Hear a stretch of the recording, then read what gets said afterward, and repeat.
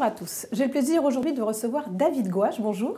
Bonjour. Vous êtes directeur adjoint et directeur de recherche au sein de Terre Innovia, un institut technique agricole spécialisé dans les protéagineux. Ce sont les graines légumineuses et les oléagineux, comme par exemple le colza, le soja ou encore le tournesol. Et vous êtes avec nous aujourd'hui pour apporter un éclairage pédagogique sur les nouvelles techniques génomiques. Alors, le Parlement européen a récemment voté en faveur d'un assouplissement de la réglementation de ces fameuses NGT.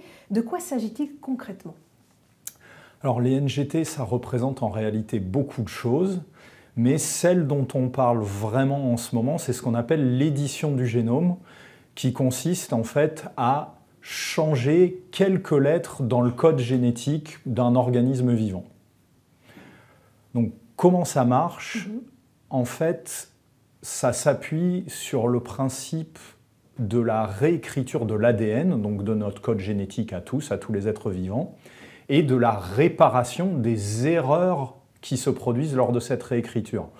Donc, ces erreurs, elles se produisent naturellement chez tous les organismes quand leurs cellules se multiplient, se reproduisent. C'est ce qui fait qu'on est tous un peu différents, en fait. Et tous les organismes vivants ont évolué différents mécanismes, différents outils qui leur permettent de réparer une partie de ces erreurs qui se produisent. Et en l'occurrence, l'édition des génomes s'appuie sur un certain nombre de ces mécanismes en les réutilisant, on va dire, à notre profit ou de manière dirigée, et en particulier l'outil dont on parle le plus, CRISPR-Cas9, donc qui a fait l'objet d'un prix Nobel récent. C'est un outil qui a été découvert et qui permet à des bactéries de réparer justement un certain nombre d'erreurs dans la copie de leur ADN. Voilà, donc c'est, si l'on veut, finalement, une technique inspirée par la nature. Et alors concrètement, pour qu'on ait une idée assez claire des usages, est-ce que vous avez des exemples, des cas d'usage de cette technique et surtout des bénéfices que cela apporte ? Ouais, donc il y a de nombreux bénéfices potentiels. Donc pour comprendre un peu comment ça marche, il faut, pour simplifier, se représenter que chaque cellule d'un organisme vivant, c'est comme une petite usine. Et en fait, l'ADN, c'est les plans de l'usine, mais de toute l'usine, des machines qui sont dans l'usine, mais aussi des portes, des serrures, des capteurs qui vont servir à faire la température, des caméras de sécurité, etc. D'accord. Et en fait, quand vous changez donc, le code, vous changez légèrement les plans, et du coup, ensuite, ça change un petit peu la manière dont la cellule fonctionne. Donc, deux exemples de modifications qu'on peut faire dans cette usine. Il y a tout ce qui concerne les résistances. En fait, donc, les plantes, elles sont constamment soumises à des agressions de champignons, de bactéries, etc. Enfin, comme nous. Hein. Et en fait, leur mécanisme de défense s'appuie souvent sur des systèmes de capteurs, en fait. Et quand on va modifier un petit peu ces capteurs, c'est ça qui peut permettre de générer de la résistance. Donc, ces variations-là dans les capteurs, elles peuvent exister dans la nature, mais avec ces techniques-là, on va pouvoir beaucoup plus rapidement les déployer ou beaucoup plus puissamment les déployer. L'exemple qui est souvent utilisé et le plus connu, que je trouve parlant, c'est un exemple dans le blé. Alors pour le comprendre, il faut savoir que le blé, c'est issu de la combinaison de 3 plantes ancestralement, il y a des milliers d'années en fait. Et du coup, quand on se retrouve avec en fait 3 plants qui cohabitent, donc 3 copies de génome, on appelle ça. Et en fait, ce qui se passe, c'est qu'on peut avoir sur une copie, sur un des plants, une version du capteur qui aide à faire de la résistance, mais pas sur les 2 autres. Et il y a une équipe de recherche chinoise, il y a quelques années, qui a réussi, par édition du génome, à faire en sorte d'avoir la copie résistante sur les 3 plants. Et ils ont démontré que comme ça, ils arrivaient à accroître très significativement le niveau de résistance.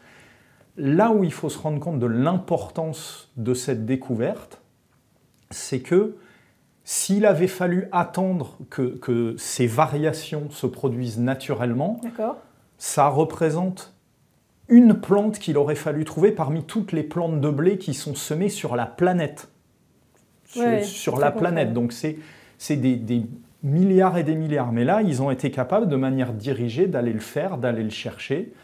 Et ça, c'est vraiment très impactant pour beaucoup de cultures et pour une grande partie de l'agriculture, parce qu'en fait, il faut savoir qu'il y a plein d'espèces qui sont issues ancestralement de la combinaison de plusieurs plantes. C'est le cas du colza, sur lequel moi je travaille, mais aussi du café arabica, par exemple, qu'on boit tous. Et donc le fait de pouvoir comme ça s'occuper de plusieurs copies de génome d'une manière qui serait possible, mais très peu probable spontanément, c'est vraiment une avancée assez majeure. Un autre exemple de cas d'usage que j'aime bien, on reprend notre image de l'usine, cette fois-ci on regarde le produit de l'usine. Donc typiquement une graine d'oléagineux dont je m'occupe, une grosse partie de ce que ça produit, c'est de l'huile. Et en fait, suivant l'enchaînement des machines dans la cellule, vous allez produire différentes sortes d'huile. Donc, vous avez sûrement entendu parler d'oméga 3, d'oméga 6, d'acides gras saturés, insaturés, ou par exemple de certaines huiles qui sont utilisables pour la friture alors que d'autres ne le sont pas. Ça, c'est lié au type d'acides gras qui sont dans l'huile.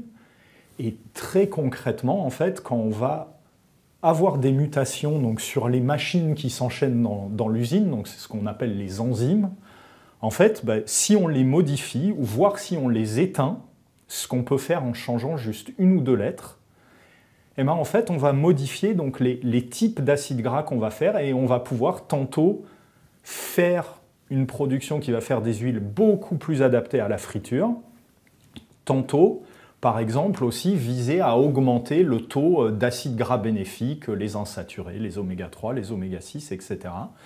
Et ça, pour le coup, très concrètement, c'est des applications qui sont assez, je dirais, simples et connues de mise en œuvre et qui commencent déjà à arriver sur le marché outre-Atlantique notamment. Alors, outre-Atlantique, vous venez de le dire, est-ce que, on voit que le cadre réglementaire à l'échelle européenne évolue, est-ce que les NGT européens dans notre assiette, c'est pour demain? Alors, produit en Europe, ça va encore mettre un petit peu de temps parce que là, l'assouplissement du cadre réglementaire, ça commence tout juste. Il y a encore beaucoup de discussions au niveau européen pour voir dans quelles conditions on pourrait avoir le droit de cultiver cette typologie de culture. Dans la plupart des autres pays du monde, on considère que c'est comme des variétés de culture normales parce qu'en fait, elles peuvent arriver spontanément. C'est juste que là, on a accéléré le processus pour y arriver. Donc, dans les faits, il y a aujourd'hui déjà un certain nombre d'autorisations qui sont passées pour un certain nombre de cas, et notamment, typiquement, des sojas, donc avec des profils nutritionnels, soit d'acides gras, soit de protéines, différents. Et donc, fort logiquement, ces cultures-là, une fois qu'elles seront cultivées à plus large échelle, comme on les importe chez nous, on devrait les retrouver dans nos chaînes alimentaires. Pour ce qui est de les cultiver, ça va encore mettre un petit peu de temps parce qu'il va falloir que le cadre réglementaire se mette en place au niveau européen et c'est un peu plus lent qu'ailleurs. Et sur le plan technique, ce sont aussi des investissements, j'imagine, et donc rentables sur certaines variétés largement commercialisées comme le soja, vous l'avez dit, le blé peut-être. Oui, c'est ça. C'est l'autre grand enjeu des discussions réglementaires, ça va être la relative simplicité ou complexité du cadre réglementaire. En fait, il faut savoir que l'autorisation de mise en marché d'une variété, si le cadre réglementaire qui se met en place rajoute des couches et des couches, ça veut dire que ça va rajouter des coûts. Donc ça veut dire que les investissements pour utiliser ces techniques ne seront rentables que sur des grosses espèces, donc maïs, soja si on regarde mondialement, même si c'est une petite culture en Europe, le blé.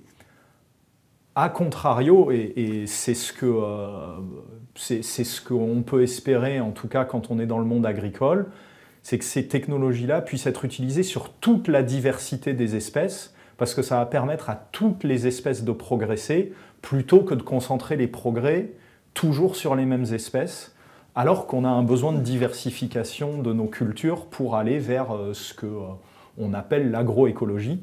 Et donc c'est là où effectivement tout l'enjeu du cadre réglementaire, outre est-ce qu'on va avoir le droit ou pas, ça va être à quelles conditions. Et ça va largement déterminer à quel point cet outil-là sera utilisable pour aller vers l'agriculture que tout le monde souhaite, qui est une agriculture globalement plus vertueuse sur le plan environnemental. C'est très clair. Merci beaucoup David Gouache. Merci.